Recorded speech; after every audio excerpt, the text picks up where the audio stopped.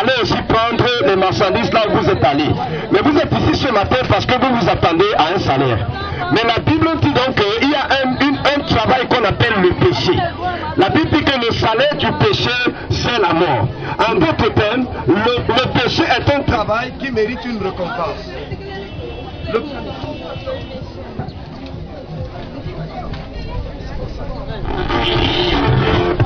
En d'autres termes, le péché est un travail qui mérite une récompense.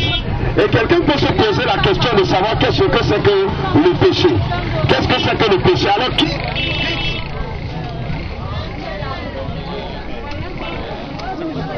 C'est comme ça, je dis ça.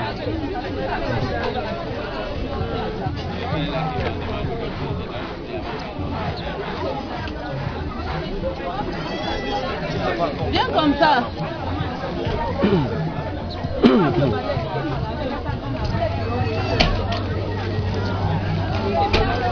Viens dans mon sac de soie. Ah. Comment ça va là?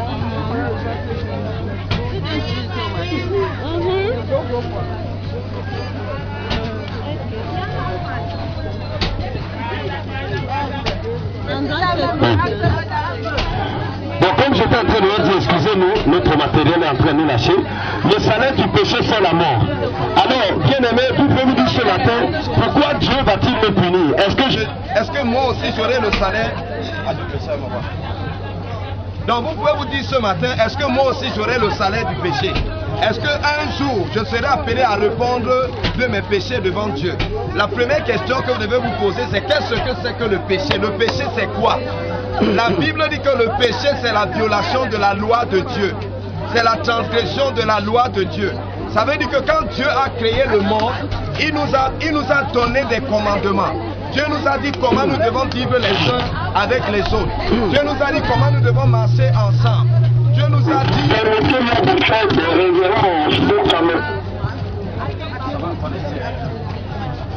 Voilà, j'étais en train de dire que c'est Dieu qui a créé le ciel et la terre.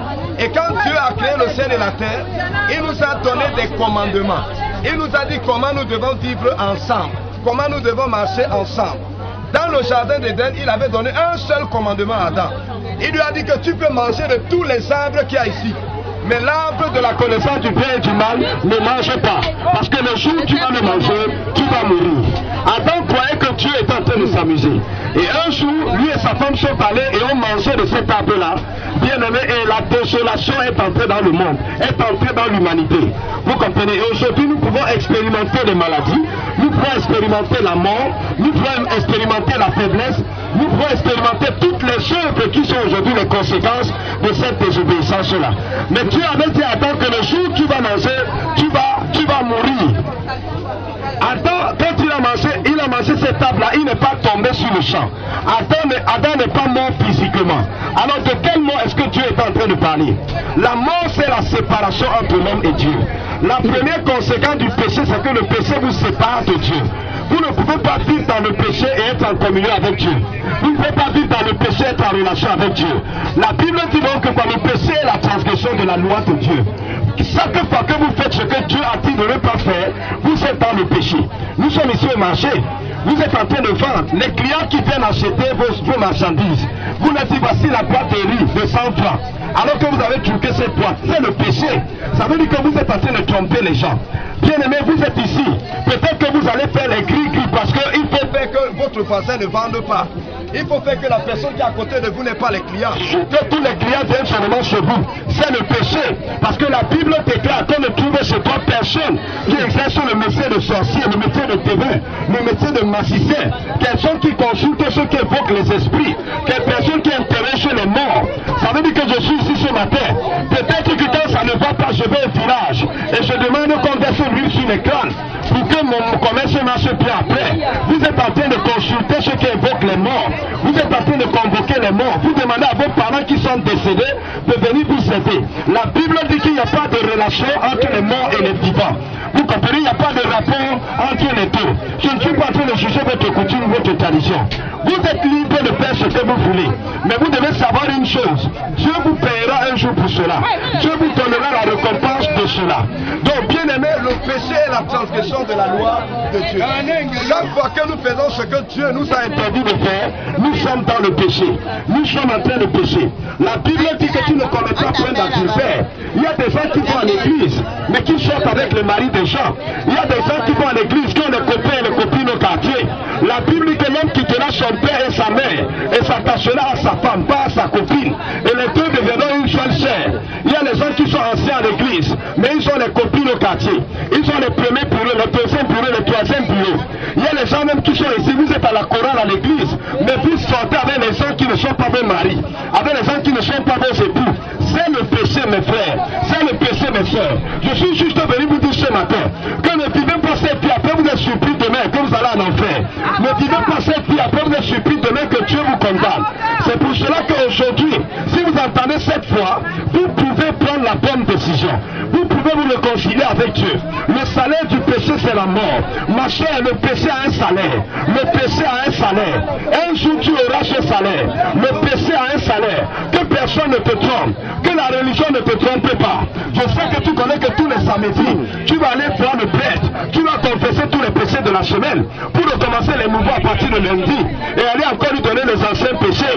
Bien aimé, Dieu n'est pas un enfant. Tu ne peux pas tromper Dieu. Tu ne peux pas mentir à Dieu.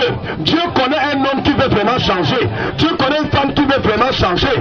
Lorsqu'on dit qu'il y a le carême, tout le monde dit je ne sors plus avec mes copines. Je laisse d'abord avec les femmes. Je laisse d'abord avec les hommes. Quand le carême va finir, là je vais recommencer ma vie. Bien aimé, vous pensez que Dieu, c'est un être humain que nous allons tromper en nous disant que Dieu regarde, nous te manquons pendant 40 jours. Après on va te tromper encore comme on te trompe chaque année. Bien aimé, ça ne marche pas. La personne que vous mentez, c'est vous-même. La personne que vous trompez, c'est vous-même. Vous comprenez? Le salaire du péché. Le péché a un salaire. Le péché a un salaire, ma soeur. Le péché a un salaire, mon frère. Mais je vais vous dire une chose. Le salaire du péché ne commence pas seulement après la mort. Le salaire du péché ne commence pas seulement quand vous serez devant Dieu. Le salaire du péché commence maintenant. Il commence maintenant. Pourquoi tu dis que tu pries tous les jours? Mais quand tu dors chez toi la nuit, les maris de nuit viennent te suivre là-bas. Pourquoi toi qui invoques Dieu, tu dors chez toi la nuit, les femmes de nuit viennent te suivre là-bas? Pourquoi? Si tu étais vraiment avec Dieu, pourquoi Dieu ne te défend pas contre les sorciers? Pourquoi Dieu ne te défend pas contre les maris de nuit? Mais tu vas pourtant à l'église. Monsieur, laissez-nous prêcher l'évangile. Vous comprenez? Écoutez, les maris de nuit viennent vous voir la nuit chaque jour. Vous pleurez fatigué. Si vous étiez avec Dieu, pourquoi Dieu ne vous défend pas? Tous les jours, bien aimé, vient vous donner les nourritures empoisonnées la nuit. Si vous étiez avec Dieu, pourquoi Dieu n'intervient pas en votre faveur? Pourquoi la sorcellerie s'est installée dans votre famille? Si vous étiez avec Dieu, pourquoi Dieu ne se lève-t-il pas? Parce que le péché a un salaire. Le péché vous sépare de Dieu. Quand vous péchez, vous êtes séparé de Dieu. Vous comprenez? Vous ne pouvez pas avoir sa protection. Vous ne pouvez pas avoir sa bénédiction. C'est pour ça que vous allez chanter à l'église. Mais quand il faut vous protéger, vous allez chez le marabout. Vous allez voir les mains ici. Vous allez voir tous ces gens. Pourquoi? Parce que vous ne connaissez pas Dieu. Parce que vous n'avez pas Dieu. Parce que bien aimé, si Dieu est avec vous, personne ne peut tenir contre vous. Amen. Si Dieu est avec vous, personne ne peut vous piétiner. Amen. Si Dieu est avec vous, un sorcier ne peut pas avoir le dessus sur vous. Et ce que je vous dis là, ça même pas un engagement. Je suis ici là debout. Si vous avez une maison qui est hantée, appelez-moi. Je vais chasser n'importe quel esprit qui est là-bas dedans. Si vous avez une maison qui est hantée, me voici, appelez-moi. Je vous prenez moi un mot.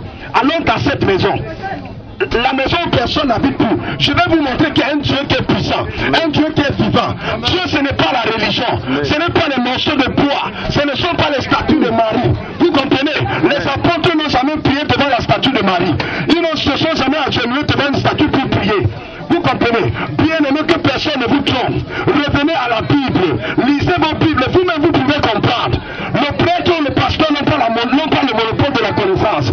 Vous avez appris à lire et à écrire à l'école. Lisez vos Bibles. N'allez pas en enfer avec la Bible en main. N'allez pas en enfer avec la parole de Dieu entre vos mains. Lisez la Bible, frère. Lisez ce que la Bible dit. Écoutez la parole de Dieu.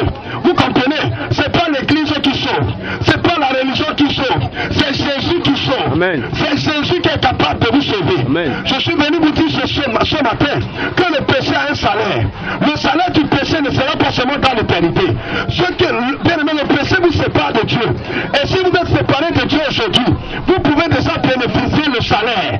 Vous voyez déjà les conséquences dans votre vie. C'est pour cela que quand ça ne va pas,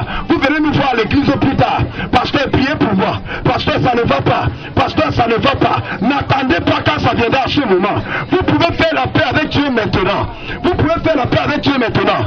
Vous m'écoutez ici ce matin, vous sortez avec les hommes, vous faites les avortements, vous tuez les enfants tous les jours, et vous pensez que Dieu ne vous voit pas. Vous pensez que Dieu ne vous regarde pas. Vous allez chez les marabouts, vous donnez les sacrifices aux démons. Vous pensez que Dieu ne vous voit pas.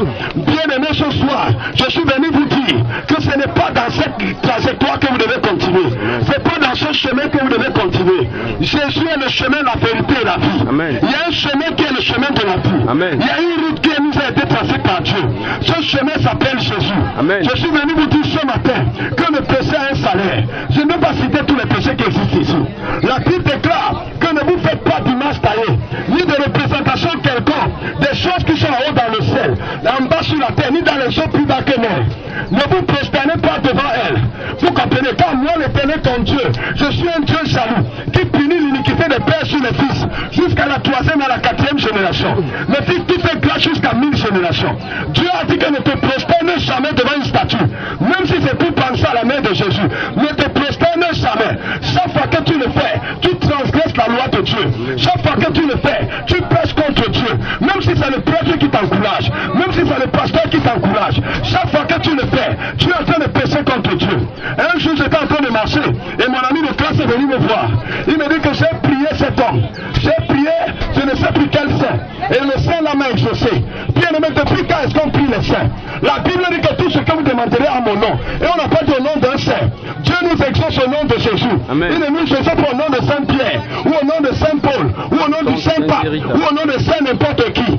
Bien aimé, toutes ces choses sont en abomination devant Dieu. C'est pour cela que quand vous appelez Dieu, il n'intervient pas.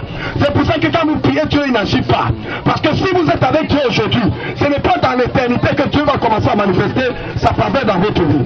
Le salaire du péché, c'est la mort. Mais bien aimé, je sais que quelqu'un se pose donc la question, qui ne pêche pas alors? Qui ne pêche pas parmi les hommes? Si tu ne pêches pas par les femmes, peut-être que tu pêches en mentant, peut-être que tu pêches en volant, peut-être que tu pêches en méprisant les gens.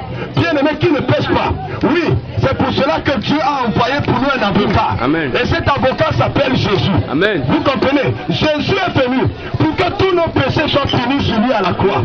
Jésus est venu pour que tous tes mensonges soient portés par lui à la croix. Mais comme Dieu ne force pas les gens, comme Dieu ne te force pas, il veut que tu acceptes de croire en Jésus. Il veut que tu acceptes ce matin que quand Jésus est mort à la croix là-bas, c'était pour toi qu'il est allé là-bas. C'était pour toi que Jésus a donné sa vie à la croix. Jésus est le seul avocat qui est capable de te défendre devant Dieu. Jésus est le seul avocat qui est capable de te défendre. Mais comment est-ce que Jésus te défend? Jésus te défend parce qu'un jour, la Bible dit que lui qui n'a pas commis de péché, vous comprenez, il est devenu péché à cause de toi. Donc un jour, Jésus est venu dans ce monde. Dieu a envoyé son fils dans ce monde. Et ce fils qu'on appelle Jésus a porté chacun de nos péchés à la croix. Amen. A accepté qu'on le frappe à cause de ton péché. Amen. A accepté qu'on le frappe à cause de mon péché. A accepté qu'on le frappe à cause de tout ce que nous faisons qui n'est pas bien. Amen. Oui, Jésus est venu à la croix. Mais Jésus dit, venez à moi, vous tous qui êtes fatigués et chargés, et je vais vous donner du repos. Jésus ne te force pas à venir à lui, mais tu peux prendre la décision ce matin et dire, Seigneur Jésus, je veux vraiment que tu deviennes mon sauveur. Amen. Je ne dis pas ce qu'on t'a fait à l'église. Toi-même, tu ouvres ton cœur à Jésus. Bien aimé, j'ai reçu Jésus quand j'avais 17 ans. J'étais dans un carrefour. Aucune église n'était en train de me prêcher. Un homme est venu me rencontrer à cet endroit. Cet homme m'a parlé de l'éternité. Et pendant plus de 18 ans aujourd'hui, je suis encore là, Amen. en train de prêcher sur Jésus. Jésus est vivant, frère. Amen. Jésus, ce n'est pas une religion. Jésus, ce n'est pas une histoire. Jésus, ce n'est pas une doctrine. Jésus est réel. Amen. Jésus est vivant. Amen. Tu peux faire venir le sauveur de ta vie. Amen. Tu peux l'accepter dans ta vie. Tu peux le recevoir dans ta vie. Tu peux le recevoir dans ta vie, ma soeur. Tu peux recevoir ce Jésus. Tu peux le recevoir. Bien aimé, lui seul est capable d'accepter le salaire de ton péché. Amen. Lui seul a pris ton péché sur lui à la croix. Mais bien aimé, si tu n'acceptes pas Jésus aujourd'hui comme ton sauveur, un jour tu le rencontreras comme ton juge. La Bible déclare que Dieu a fixé un jour, entre 17 et 7 ans, où il va juger tous les hommes par l'homme qu'il a établi. Imaginez un peu que c'est Jésus qui a tout fait pour que vous soyez sauvés. Et que vous avez rejeté sur la terre, qui se tient encore devant vous, pour vous demander que ma fille, pourquoi tu as vécu comme tu as vécu? Qu'est-ce qu'il en sera de toi? Bien aimé, Voici ton temps. Ne te dis pas que non. Demain je vais voir. Après demain je vais voir. Après demain je vais voir. La mort ne donne de rendez-vous à personne. La mort ne donne de rendez-vous à personne. Un avion peut tomber quelque part, maintenant ça tue les gens. Bien aimé, une voiture peut cogner les gens en route. Tu ne sais pas si demain tu vivras. Le jour qui t'appartient c'est maintenant. Le jour qui t'appartient c'est aujourd'hui. Ma soeur, sors de cette vie. Sors de cette vie. Mon frère, quitte cette vie. Et fais de Jésus le Seigneur de ta vie. Accepte Jésus dans ton cœur. Amen. Et si tu acceptes Jésus, je vais te dire quelque chose. Si tu acceptes Jésus ce matin, si tu décides de faire de Jésus ce matin le Seigneur de ta vie, si tu décides de faire venir le Sauveur, Jésus ne va pas seulement habiter à l'église pendant que toi tu es chez toi à la maison. Jésus va habiter dans ton cœur. Jésus va marcher partout avec toi. La Bible dit que celui qui sera en toi est plus fort que celui qui est dans le monde. Amen. Si Jésus habite en toi, aucun sorcier de ta famille ne peut plus jamais prendre le dessus sur toi. Si Jésus habite en toi, il est capable d'arrêter ceux qui font les pratiques ici au marché. Amen. Pour essayer de te renvoyer à la maison. Si Jésus habite en toi, bien aimé, s'il y a un cri que tu dois cesser, il s'appelle Jésus. S'il y a une écorche que tu dois cesser, son nom c'est Jésus. S'il y a un protecteur que tu dois cesser, son nom c'est Jésus. Amen. S'il y a un sauveur que tu dois cesser, son nom c'est Jésus. Amen. Mais tu dois le rencontrer personnellement. Amen. Je sais qu'il y a beaucoup parmi vous ici. Vos parents vous ont amené à l'église quand vous étiez bébé. Et ils ont cru à votre place. Voilà ton tour maintenant où toi-même tu dois dire à Jésus, j'ai entendu la bonne nouvelle aujourd'hui.